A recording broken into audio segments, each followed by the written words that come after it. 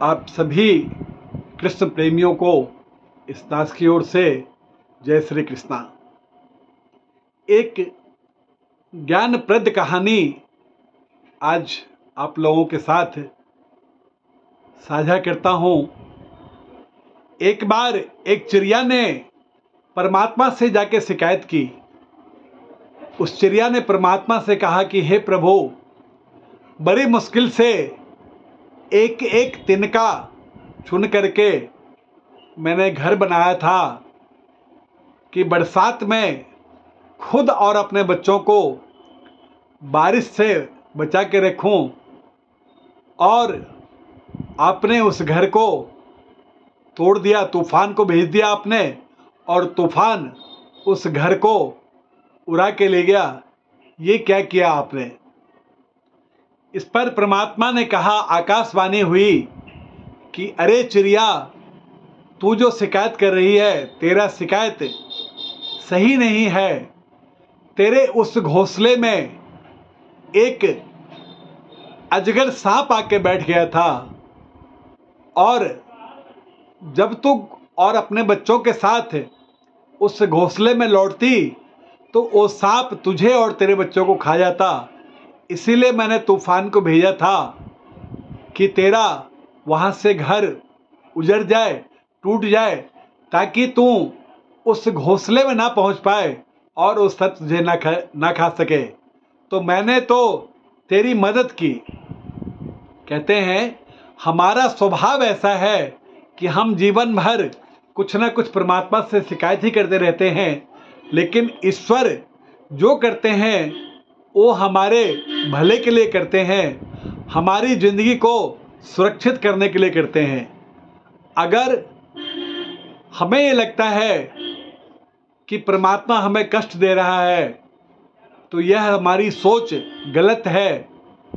परमात्मा हमें सर्वकाल सुख ही देना चाहता है, लेकिन ये दुख और सुख जो हमें प्राप्त होता है ये हमारे अपने कर्मों की वजह से होता है। कई जन्म जन्मांतर के कर्म हमारे साथ आ रहे हैं, जिसकी वजह से हम अनुभव करते हैं, महसूस करते हैं कि आज मैं बहुत दुखी हूँ या आज मैं तकलीफ़ में हूँ, लेकिन ये हमारे कर्म हैं। परमात्मा कभी किसी का बुरा नहीं करते। ईश्वर सर्वकाल सभी जीवों का कल्याण करते हैं।